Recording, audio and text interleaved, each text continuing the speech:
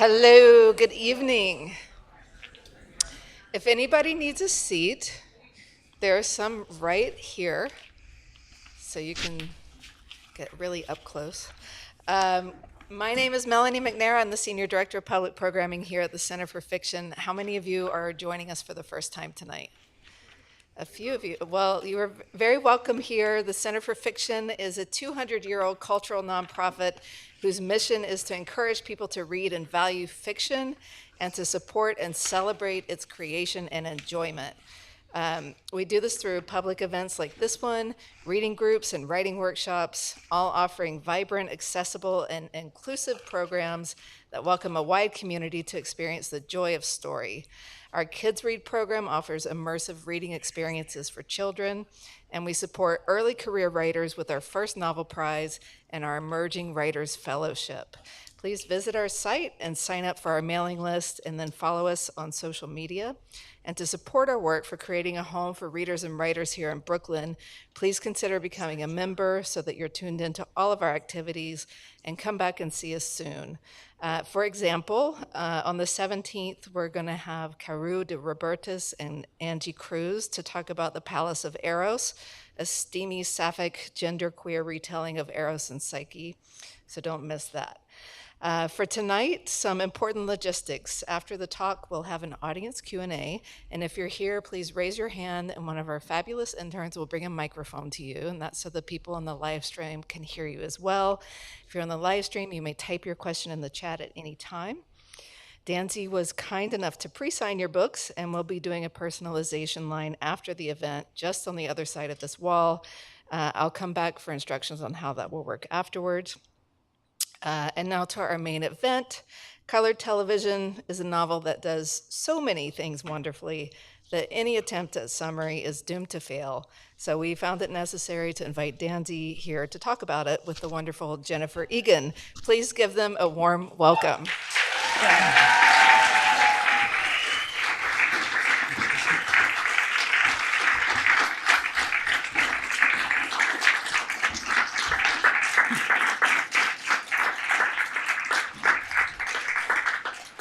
Thank you so much for coming. It is a joy to be with my friend Danzy in this packed house. So thank you so much for coming.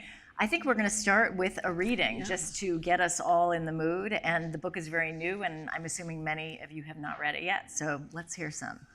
Hello, Brooklyn. Hi. As some of you know, I lived here a long time ago, and it's so wonderful to be back. And I know I have a lot of friends in the audience because I see you. And this novel is mostly set in Los Angeles, where I live now, and it's about a writer who's struggling to finish a novel and then ends up working in television and has sort of some misadventures that we'll get into. But I thought I'm just going to read for about 10 minutes a very short part of a scene that is actually a flashback to Brooklyn, because I thought that would be fun and sort of masochistic. And it's about the main character, Jane, remembering the first time she met her husband, Lenny. Jane had first met Lenny at a house party in Brooklyn. He'd come on the arm of another woman. Jane had come alone. She'd been just emerging from a bad breakup, the latest in a string of them. She was not usually the sort of woman to go after another woman's man, and she might not have done so had it not been for the psychic. Not that she believed in psychics, not now, not then, but the first session had been an early birthday gift from her sister, who had a long relationship with the occult.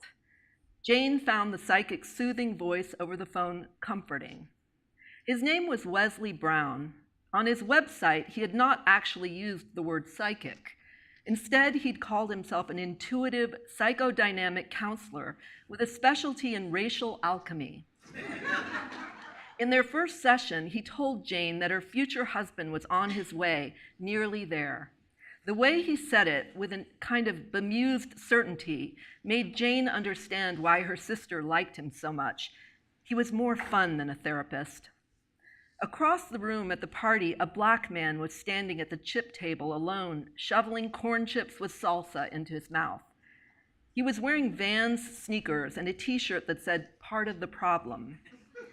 What was it that the psychic had predicted? He'd said Jane was about to meet a black man who was funny, a black man who would be wearing West Coast shoes. The Vans were definitely West Coast, and the t-shirt was funny, pretty funny. She sidled over, drink in hand. "Do you live around here?" she asked. "Brooklyn? No, I hate Brooklyn. People here are pigs." She asked him where he lived instead. "Nowhere, really."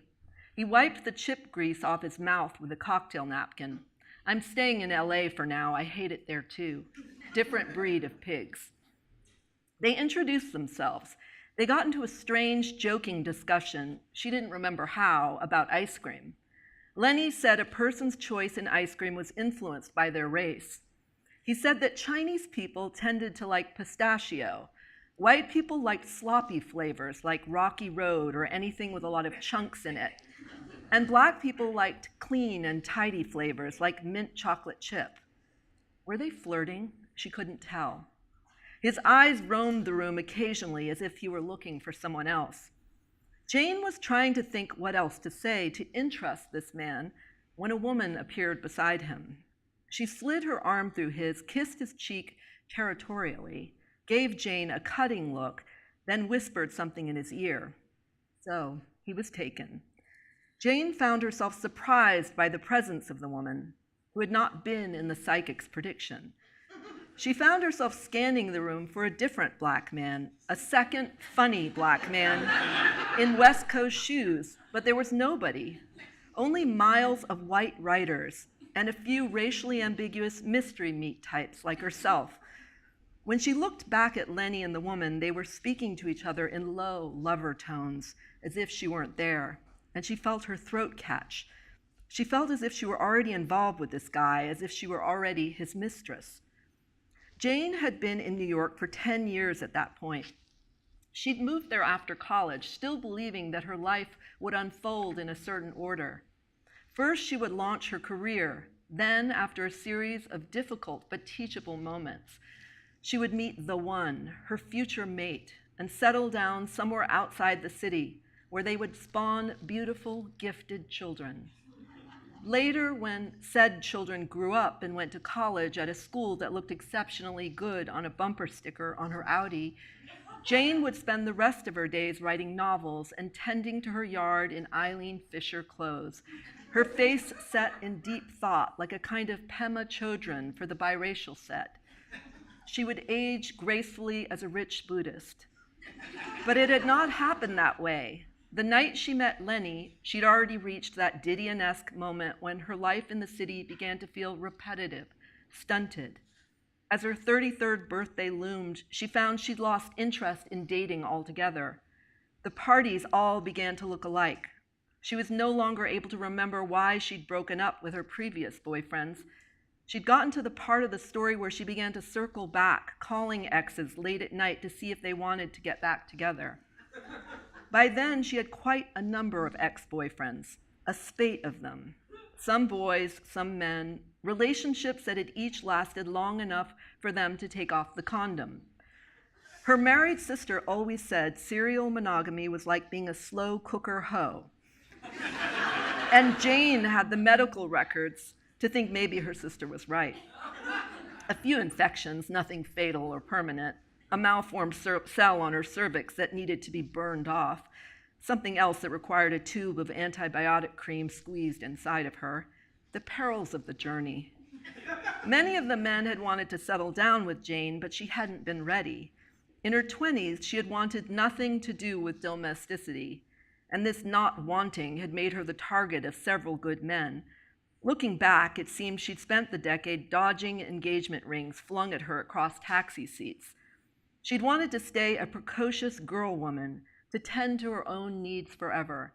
She'd been satisfied with the performance of marriage without the ring, the rising action of discontent, the falling action of the breaking up, the escape to freedom before the story started all over again.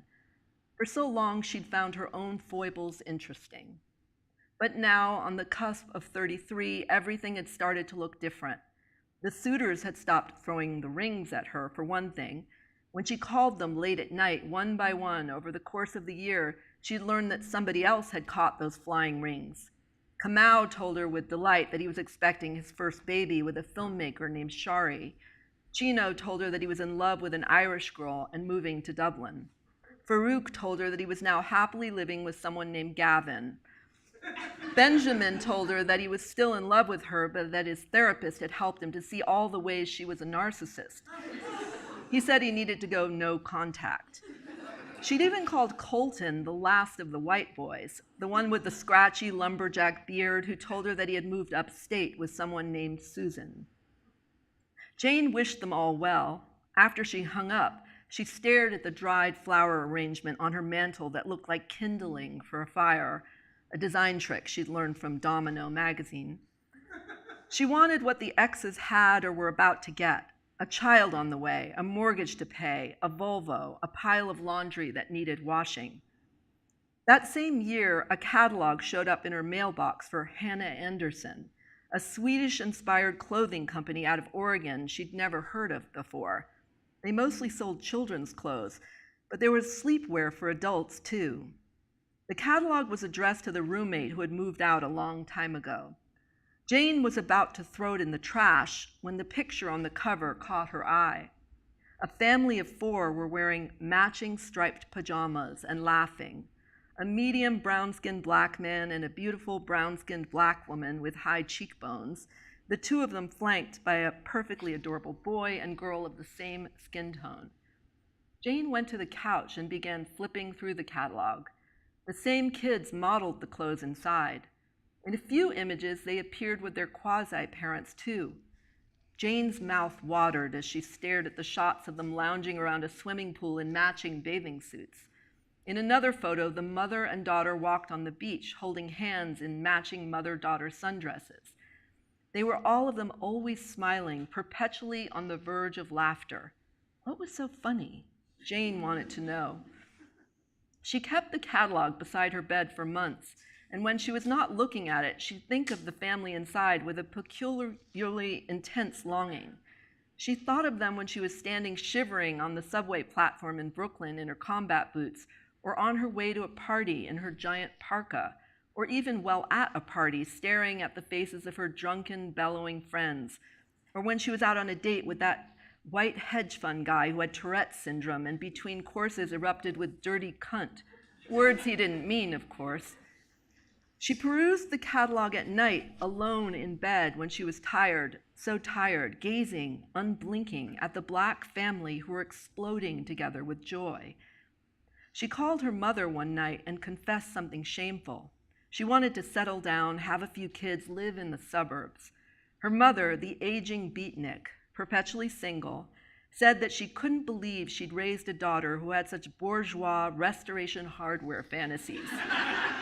Wasn't it ironic, she said, how women spent their 20s trying to catch a man and have his babies, then spent the next decade wishing they could escape through the bathtub drain. Settling down was just a euphemism for inching toward death.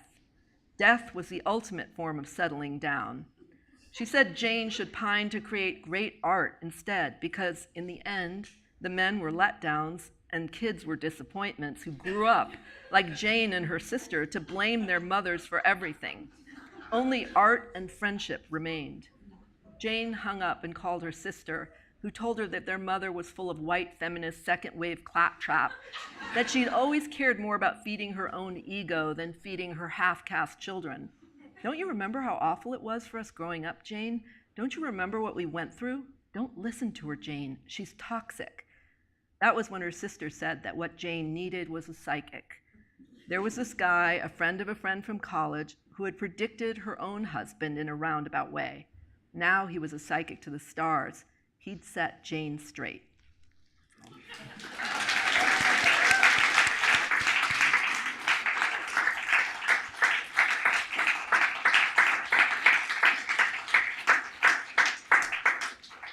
That's so fantastic. I love that you read about Jane in the past because we find her at the other side of this moment of beginning and fantasy about what her future will be, dealing with many pressures.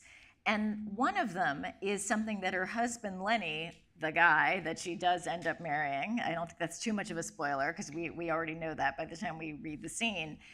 What Lenny calls category confusion. And you wrote, nobody knew, nobody had ever known what category to place her in. And maybe he was right, meaning Lenny. After all, in America, the land of sorting, that was a kind of death. So talk a little bit about Jane in that way so that we can understand some of her, sort of where she's coming from. Yeah, so Jane is, like me, of mixed race, as they say, but I use the word mulatto in the book a lot. I actually did a word count. I was like, oh my God, that was a lot of the use of the word mulatto.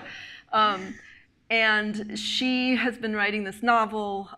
She had a first novel that was sort of a mild success, but she spent 10 years on this very long novel that's the history of the mulatto people, going way back to the first mulattoes, to, I think it goes to like Slash and Zoe Kravitz. Like it spans a lot of time.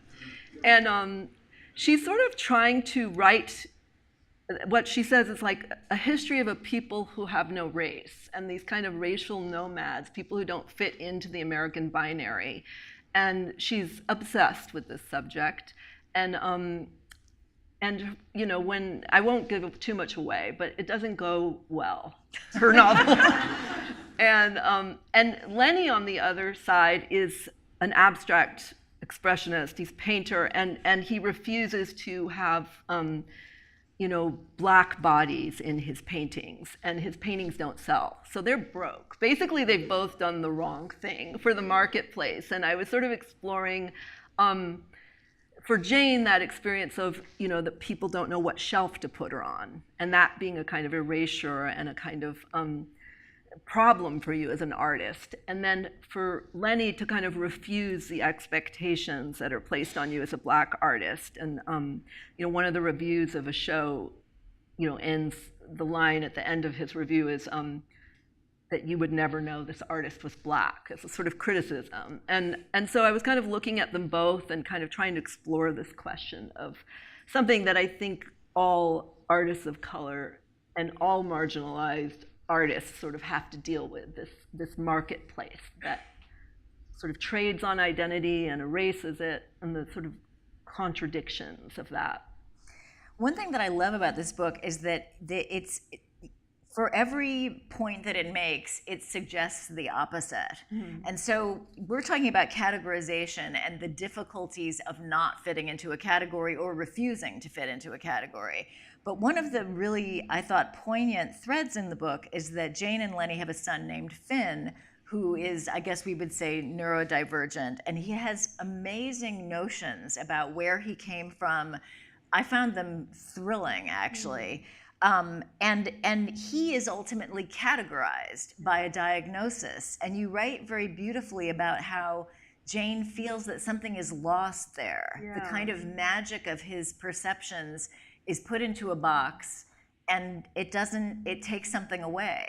Yeah, I think what I was thinking about was that, or what she says is that everything that her and Lenny had found charming and special about their child suddenly has become a symptom of this disorder. And it's reduced to that in the doctor's office. They say, oh, he likes to swing. Oh, he says he's from another planet. Oh, he's always drawing the same figure he calls baby blue. And they're just sort of like checking the boxes. And it's suddenly all of this like love and magic goes out of her experience with this child in this moment. And I was sort of exploring this idea of illegibility. And I think for her, she's illegible to the publishers and the, you know, the sort of larger marketplace of the artist marketplace. And then this child is illegible to the world, so they sort of rush in an anxiety to put a label on it.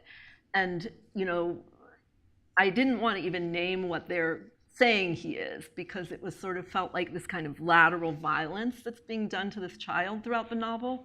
But I felt like it was sort of the alienation that this whole family feels was sort of all of them have a different point at which they're feeling alienated from the sort of planet they've landed on, which is Los Angeles.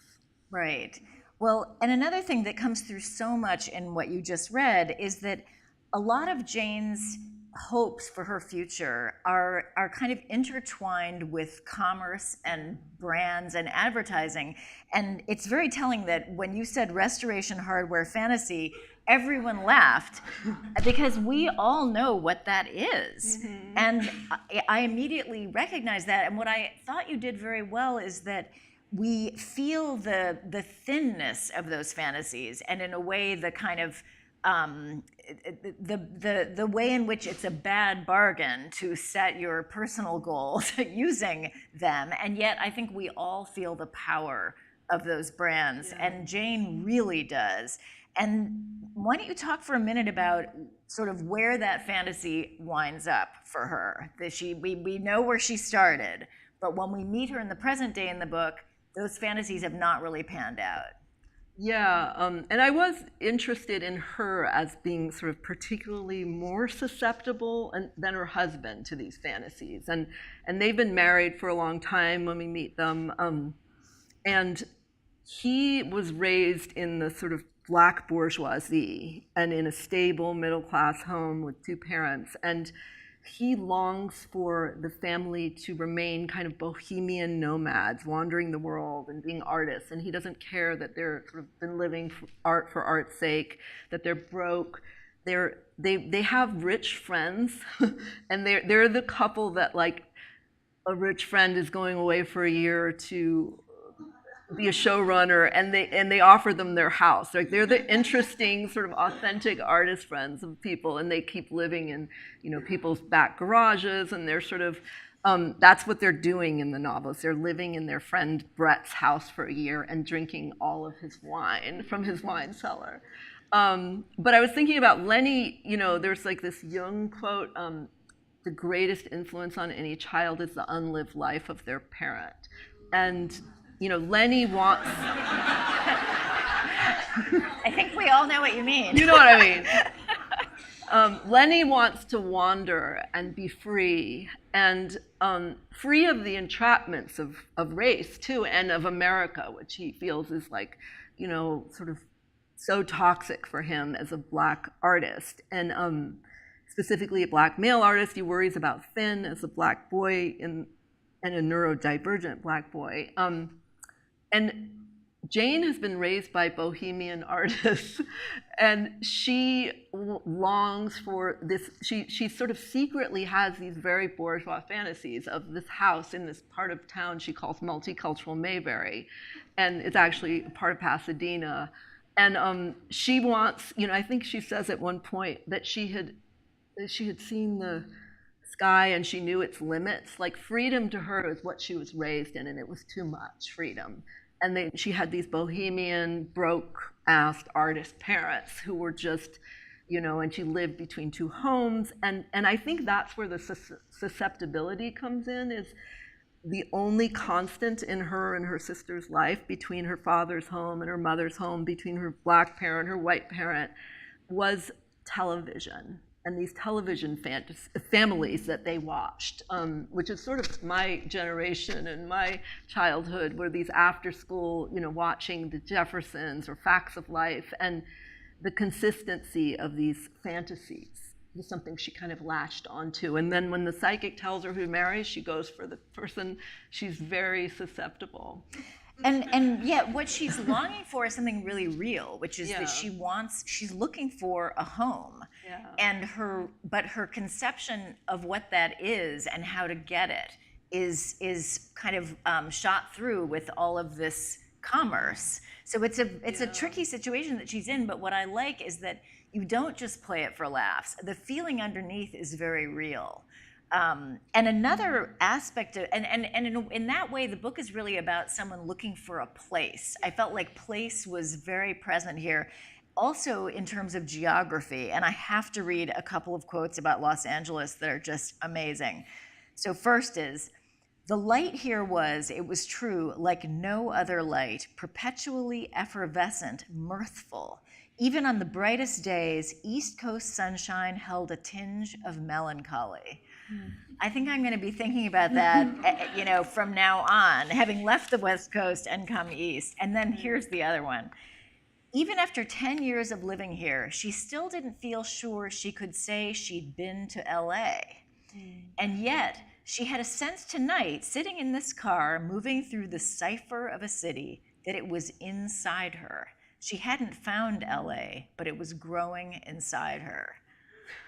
Whoa. Like a virus.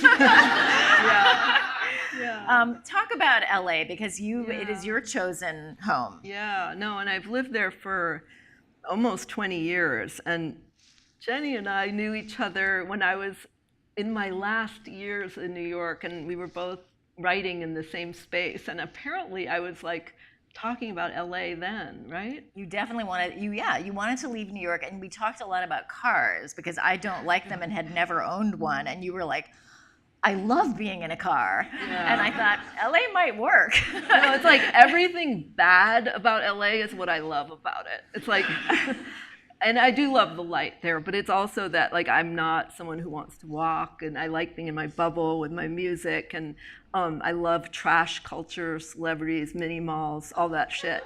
And also, like, the East Coast for me was the scene of the crime, and by crime I mean like one's childhood, and so California always sort of loomed as this fantasy of escape from these histories that I grew up with, these very oppressive histories of my family and conflicts. And it's funny because I think LA and California have some of the multiracial myth attached to it too. Like it's the place where, everybody's beige, and it's like this giant mixing bowl of different kinds of people. Whereas I grew up in Boston in the 1970s and 80s, and it was incredibly black and white, and my kids go to school in LA now, and I'm fascinated by how different the racial landscape is, that it's not black and white there at all. That's not the conversation. But LA is also a place where if you live there for a long time, everybody that you meet, like your Uber driver, is an actor who's waiting to become Brad Pitt, like any day now. There's this any day now feeling there with everyone in the city. It just seems they're all just pretending to be normal people, but they're actually all like they have a script in a drawer, or they're doing auditions. Especially your realtor is always like, have you seen me on 2.5 Men? It's like a good job for very flexible. No, it's true. And so I was interested in this like novelist, because I've been a novelist there for so many years, and I've often felt like irrelevant to the industry of the city. Like I don't make sense there. And I would go to parties and people would say, what do you do? I'm a novelist. Oh, has anything been made? Like, they skipped the part that I made a novel. Has anything you've written been made? And, oh my God. And so I was interested in this like horror story of a novelist, and it was, I love Nathaniel West. I love stories about like crash and burning in LA. And so I was interested in this character who was so desperate and down on her luck, and like in walks this guy saying, I'm gonna make a show. We're gonna make a show. Let's make a show. And this producer she meets wants to make the what's he call it? The Jackie Robinson of biracial comedies. And just the sense that like you could leap from being a broke, sort of no home, no money, no bank account, no savings. You could go from that in like 3 months, you could be in a whole different class bracket. Like this fantasy that LA sells to you, that's not true, but it's everywhere you look there. And in a way, it's sort of it attaches to these other fantasies. That this one is sort of the one that could potentially get you or get Jane all of these other things that she wants. And I have to say, this is a delicious book to read for anyone. But I think as a fellow novelist, I mean, it is just too good. It's all about the misery of being a novelist. You look at the experience of writing fiction from every angle: the criticism, the failure, the solitude, the empty flattery that gets one's hopes up. I have to just read a couple of things that resonated so much with me. Had she had an untreated brain injury all these years? Was that why she'd written this monstrosity that surrounded her now? Oh my God.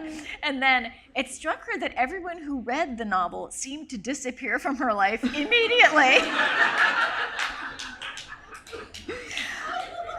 So Jane has been working on this epic encyclopedic project. One of those projects that if someone described it to you, you would probably think, wow, it's a lot to take on. And the enormity of it becomes a measure of how much it matters and how much time has gone in. Yeah. And so it comes as a relief to Jane when this screenwriting possibility comes along. And so tell us a little bit about her relationship with Hampton Ford, this very kind of charismatic fantasy spinner. Yeah, I mean, he's kind of raw capitalism. He sort of he's black, and he's been hired by the network to create diverse content. And I started this book in the kind of like height of prestige television, and I really was noticing that nobody was talking about books, even in the English department at the college. And no English professor I knew was talking about anything but like Succession. And I was like, wow, has prestige television really replaced the novel? And like, do I need to come to terms with this fact? And but at the same time, this was also like during the sort of height of like diversity in, these industries, publishing and the film and television industry, were being sort of called to the mat for like not being diverse, not having many people of color, and they did these sort of symbolic gestures of hiring people to make them diverse. And he's one of those people that's been hired and given a ton of money to create these shows. And she goes in to pitch her idea to him, and he seems slightly disgusted by mulattoes, but he also sees that by what she's saying, that this is the fastest growing demographic in America. And he starts doing the math, and he thinks, I need to get on this. And so he gets excited, she gets excited, and I was thinking about like if all writing is manic depression, novels are the depressing part, and television writing is the mania. And obviously both of them have both of those qualities, but in this novel, that's how it kind of separates in terms of her relationship to both of them, and the sort of Adderall-fueled writing sessions with this guy that lead her to believe her family's luck is about to change. And he has kind of a mantra, which is every show lives or dies on its premise. And they talk a lot about the premise. And I have to say, I thought some of the ideas were great. He would sort of be enamored of them, but then sort of turn on them. But it also felt, from the point of view of a fiction writer, like very little writing is actually happening here. Like almost none, in a way. Just the writing out of possible premises. Yeah. So I wonder if you could talk, because you have done some screenwriting, talk a little bit about the difference between those two and how you've ended up feeling about them, respectively. Yeah. And basically, I'm going to have to move back to New York now, because I'll never work in that town again. I was interested in these general meetings that they do with writers, where you go and have what the agent calls them. It's like a blind date, where they set you up with a producer and you go in and tell them your ideas. And it's so easy to take someone's idea because there's no writing there, because it's just an idea, it's just a premise. So I was interested in like the sort of vulnerability of going into these meetings and just spewing every idea you have, and then never hearing from the person again. And what that spawns is a lot of idea theft in Los Angeles. But the idea of the premise was interesting to me too, because of the sort of racial dynamic between her and Hampton Ford. I've like every book I've written, people say it's about mixed race identity. And I always think it's about some other things, but that's what I'm told my work is always about. And I've often been told, well, early in my career I was told, like, don't do this again. Don't write about mixed people again. After my first novel, it was like, you did that, move on. And it was like I got to graduate to being a white writer. That was the feeling I got. And I was like, no, I'm going to keep writing about this, and it's not going to change. So, but it wasn't that I was writing about being mixed. I was writing from that geography, because to me that is a land and a vantage point that I write from, like any writer in the world. And I was interested in the way it gets read as a premise or a situation and not as a geography when you're writing from that point of view. And so he keeps telling her, you know, make it more biracial. Every problem these characters have, you have to make it more biracial. and she was like, you know, but this is just a biracial character with these issues. Isn't that make it biracial? Like it's just this funny sort of like who's on first problem of, you know, what is the premise? And he says, you know, anybody could have this problem. So, you know, this could be a Smurf. This could be a white guy. Can you make it a biracial problem? And I was just interested in that sort of problem in the television world or even in the literary world. That's so interesting.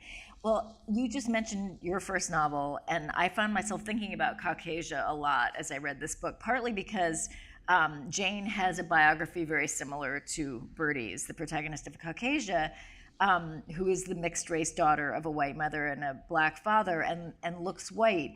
But the thing that is so amazing about looking at these two books side by side is that in Caucasia, we learn so wrenchingly about the pain of not resembling in all the things that means.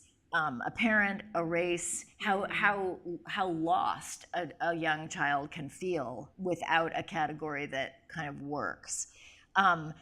Here, it's hilarious. So I wonder, and I'm actually curious about how you approach humor. It's not easy to write funny. And the material certainly lends itself to it. You know, Hollywood is kind of funny, at least the way you write about it.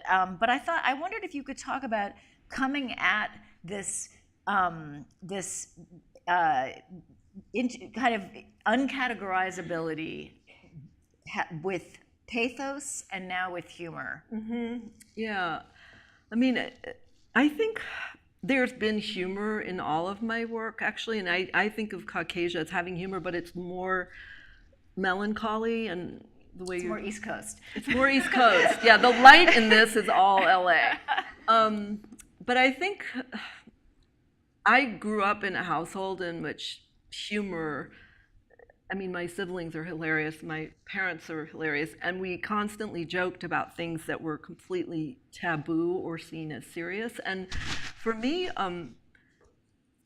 I find the tone of earnestness really oppressive for me, and especially around the material of, you know, mixed race people and identity, given the sort of weight of the tragic mulatto behind it, and that sort of feeling of pity or sympathy from the world feels like dangerous to me, in part because of this history around people of mixed race. But my instinct, I would say, is just to be ironic and to sort of find the thing that undercuts that sort of gaze and sort of flips the gaze back on the person looking.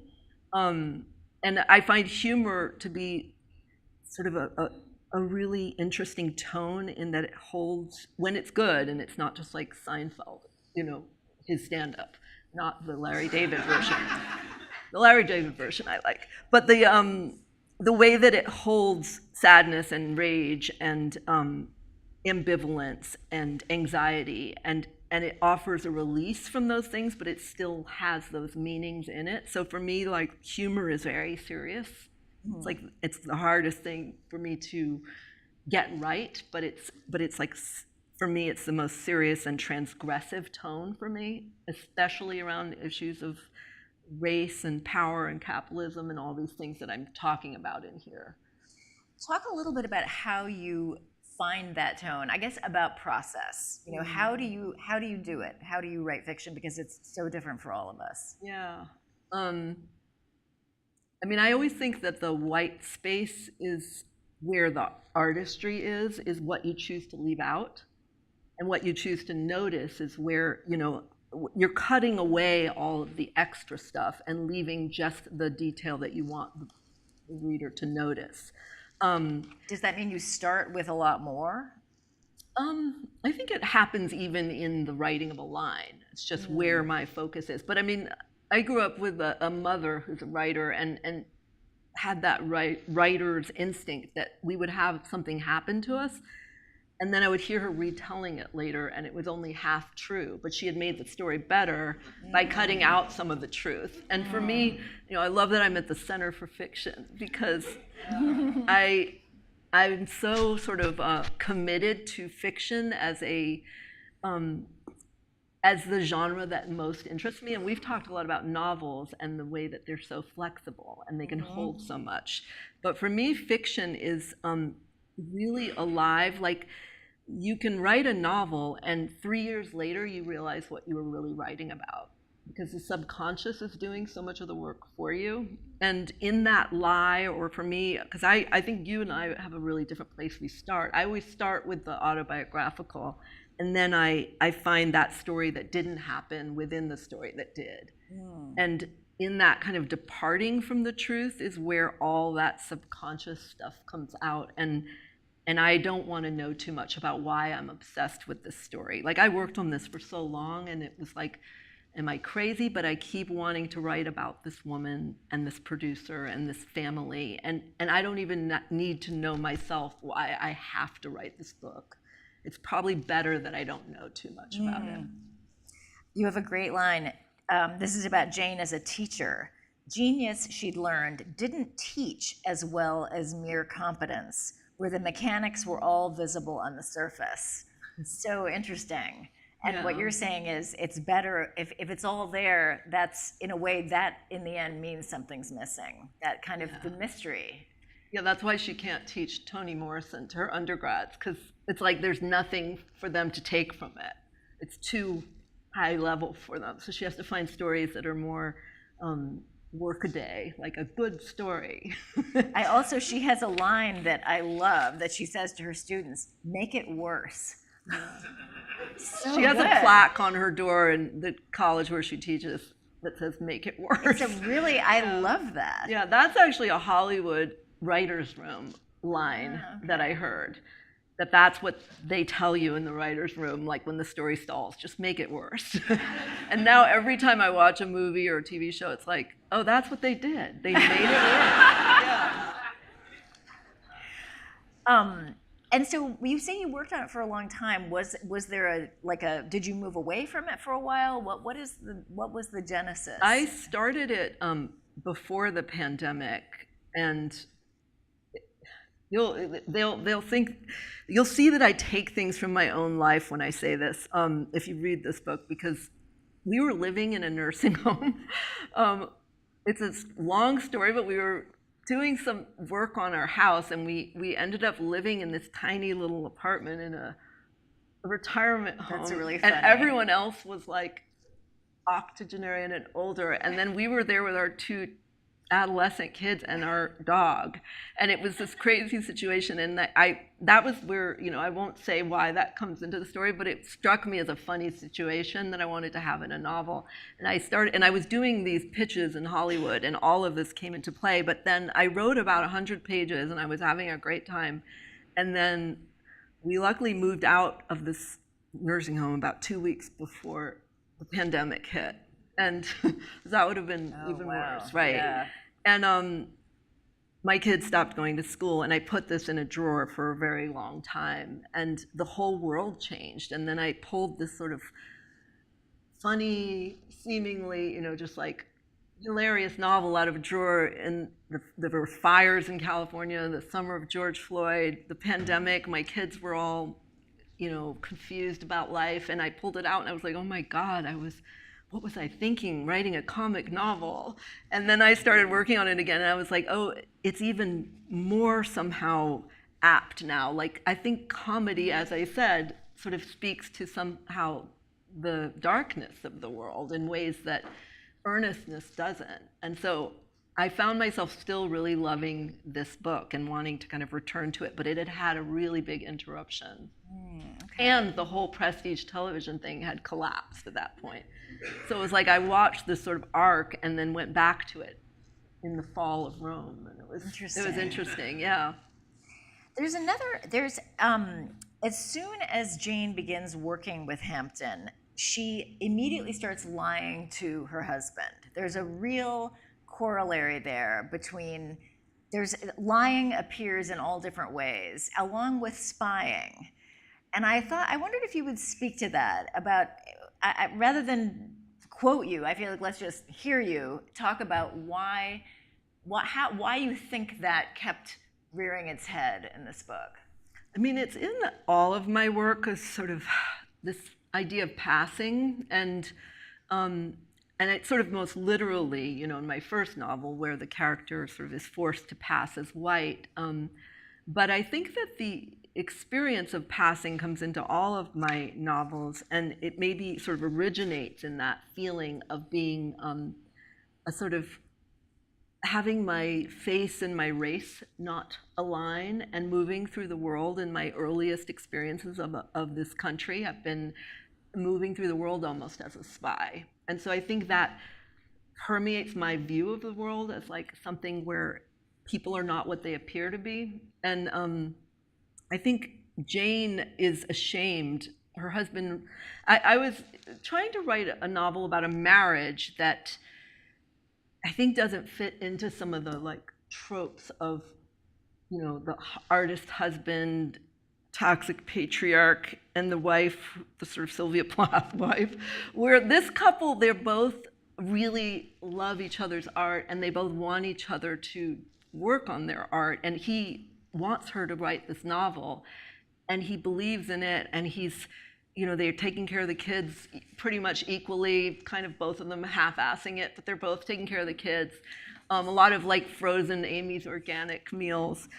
But they're organic. But they're organic. And I was interested in this this kind of a marriage where he hasn't outgrown the fantasy of them as this artist couple that are both obsessed with their work, and she's kind of ready to settle down. And so she's ashamed that he's going to look down on her for having abandoned this novel and sort of selling out to Hollywood. And so in a way it has the feeling of like an affair, but she's cheating on her novel. She's cheating on her husband's idea of her as a novelist. And that's the identity that sort of, I think she's passing in a different way than in my other work. And it also feels a little bit like an affair too, because she's embracing this fantasy that Hampton Ford, the director, sort of producer, spins. That I think she knows, and we know that Lenny would probably hear very differently. So it's almost like she's kind of experimenting with a worldview that she kind of knows isn't really quite right, but it's fun to believe in it. Yeah. For a while. I mean, I did, you know, like in those, anyone who's a novelist here? Raise your hand if you're not. I feel like I'm speaking to a lot of novelists, right? I mean, novels are like a long, difficult marriage. You're with it for a long time and you fall in and out of love and lust with it, and you're sort of, you know, you keep returning to these people and they're comforting and then they're horrifying. I don't know, maybe nobody else has this experience. But I just sort of wanted to get to that experience of how it isolates you from the world when you're writing a novel. And when you have children, it's even more complicated, because I think writing a novel requires you to enter a dream state and to constantly be thinking about these characters even when you're not with them, and that kind of takes you away from your real life and these living characters in your life. And so I was, you know, that's something I've thought about for a long time in my own experience of writing, and I was thinking about the sort of fantasy I had that people who write for television, it's a way to be a writer and not to have to enter that dream state. to be a writer but still be awake, and to be and to earn a living, and to go to the writer's room, and then you come home and you're fully present. I don't think it's all true, but that's the fantasy that I was tapping into with Jane, and thinking about just having lived in LA this long and watching, some of my friends, we stayed novelists, and then watching our TV writer friends and going to visit them at their beautiful houses, and thinking about, the conflict of identity and the sort of demands of living in cities like New York and LA, where you really can't afford to be an artist anymore. And what are you willing to do to stay there and to continue to write?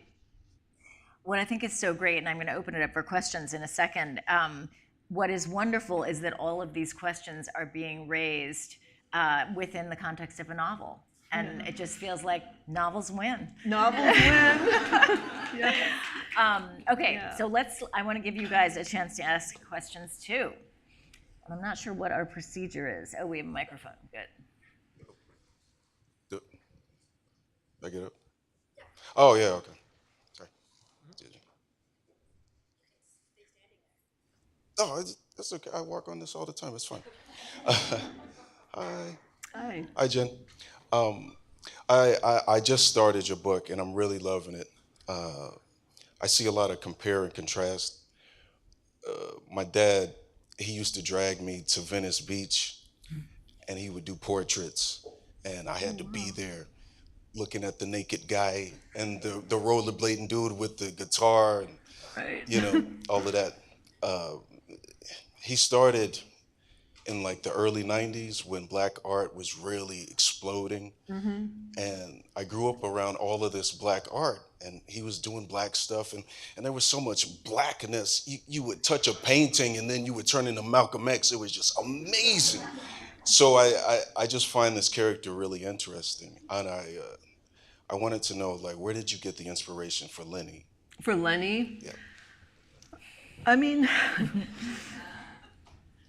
I think people always assume that I'm Jane and that I'm most identified with Jane. But actually, I feel like I've split myself when I write a novel, and there are like 5 main characters here, and there's a little bit of me in each of them. And I think Lenny's relationship to Los Angeles, his alienation, his restlessness, are all parts of, it's like a composite of people I know, but I have to also be in there for me to really write it. And just, having been close to visual artists and novelists and, black artists my whole life, including, my dad and people in my family, just seeing the way we all struggle with the sort of these gatekeepers and the art we want to make, and the kind of alienation one can feel. And I wanted to teach a class, actually. I teach at USC, and I was thinking of teaching a class at some point on black novelists who've only written one novel and have sort of disappeared, because I think that you have to have so much resilience to continue to make art. And going back in history, looking at, Nella Larson was someone I was thinking about who wrote 2 novels, but there are so many people who just sort of faded away. And I think Lenny talks about like the relationship of America to black genius and the way that it kind of destroys black genius, and his worries about their child, Finn. And so all of those questions were in my mind when I was creating this character.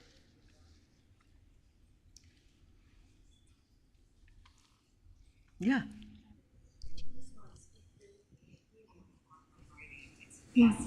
Thank you.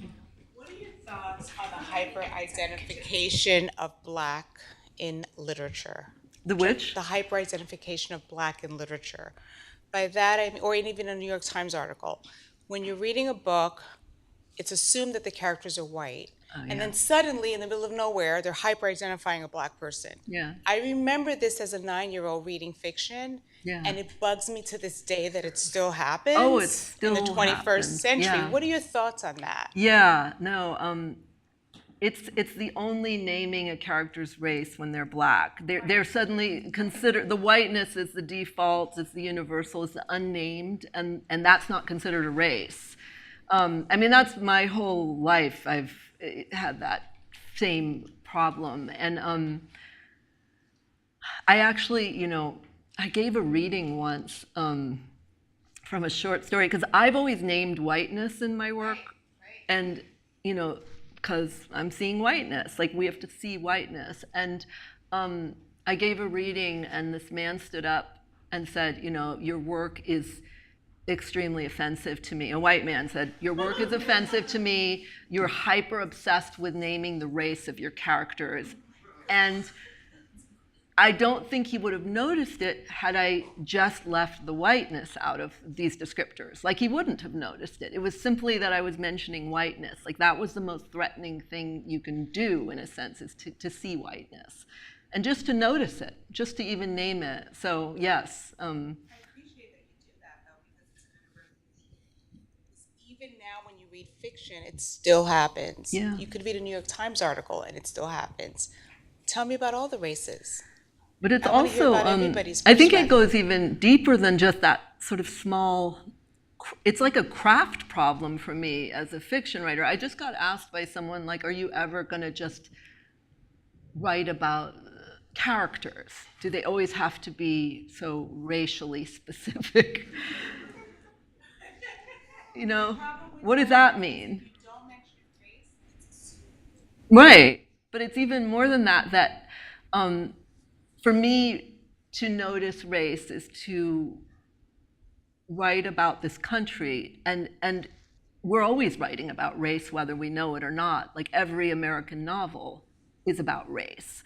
So to read someone who doesn't know that they're writing about race is the frustrating thing. It's not the writing about race.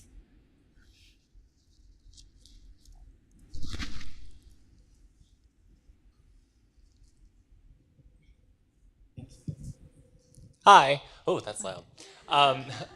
Something I thought was really interesting about Jane's, I guess, like this magnum opus. It's very unwieldy and kind of like maybe doesn't necessarily have like an engine at times or something. I don't know if that's entirely accurate, but it made me think a lot about in Wonder Boys when he's writing this like just.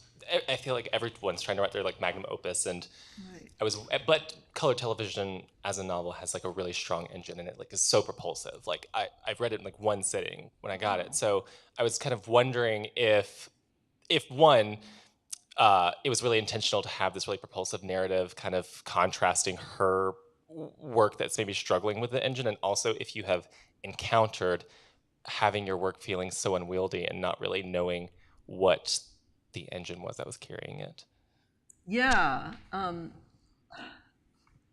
mean, I write a lot of drafts, and I write kind of blindly the first draft. So every first draft I write is like a mess, and it's too long. And then I sort of feel like I want that first draft to be really baggy, because it's like the clay that I work with, and I really love editing, or I love revision more than I love writing. Because that's when I get to sort of look at this big mess and start to whittle it down and find that, and that's that subconscious work that's done in the first draft for me.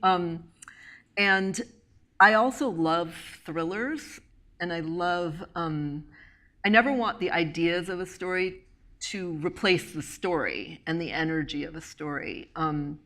There's some Italo Calvino essay about lightness. Like, I want it to feel light, but to have heavy ideas that I'm trying to get into it. And I also think of novels as pleasurable to me, and they should be like enjoyable I want them to be enjoyable to read, even as these themes are, for me, things I've thought about and read about and have hundreds more pages than you'll ever see in here.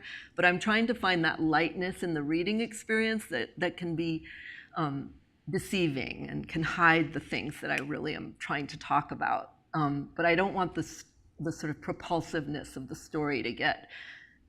I want it to be fun, even as I'm doing this other work. And we have time for one more question.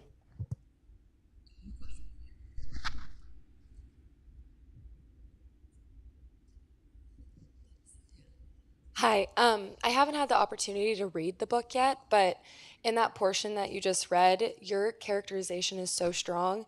And I just love to know your approach on how you create a multidimensional character because she was just able to cast a shadow. Like, I feel like she was a real person, and I'd love to know that.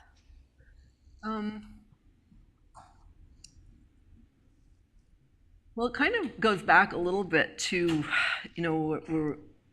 we were talking about, race and characters, and I want to know,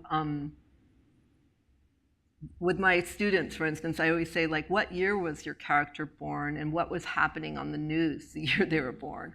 Like, I don't want my characters to be born outside of history, and I want them to be burdened with these identities and class and, what did you eat for dinner as a child? What did you watch on TV? Who was president? And so Jane is very deeply Gen X. We were talking about that. And she says that's the only identity of hers that's indisputable. Everything else about her is up for debate. But she talks about, her millennial students, her Gen Z students, and how, she's feels this sort of removed from them because she was raised outside of, like I was, where you could be lost as a child and nobody would know where you were. And you could really go off the grid and your parents maybe weren't even wondering where you were. So I think it's partly just, I know so much more about these characters than ever on the page. And they are alive to me. Lenny, I know his whole family and, what kind of world he grew up out of. And so that informs his attitude about Brooklyn and LA and how everyone's pigs in those places. And I also, when I wrote my second novel, which was sort of a nightmare, the writing of it took me a really long time. And I remember I put above my desk the word scene and the word dialogue. Because I think as a young writer, I would sort of go toward writing outside of a specific moment. But I knew that if I let my characters speak, I would know everything about them. So actually having them speak was one of the most important ways for me to know who they were, was like, what do they say when they meet someone at a party? It's not what they say, it's how they say it. So dialogue for me is one of the main ways I would say I get to know a character. Yeah. Are we out of time? I feel like we're getting the hook. Thank you all for coming, Danzy. Thank you for this wonderful book.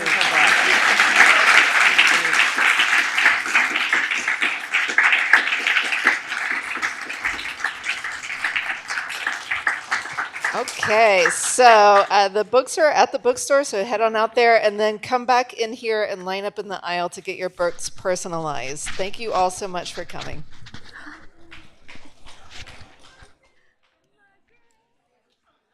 Look at you, so musty.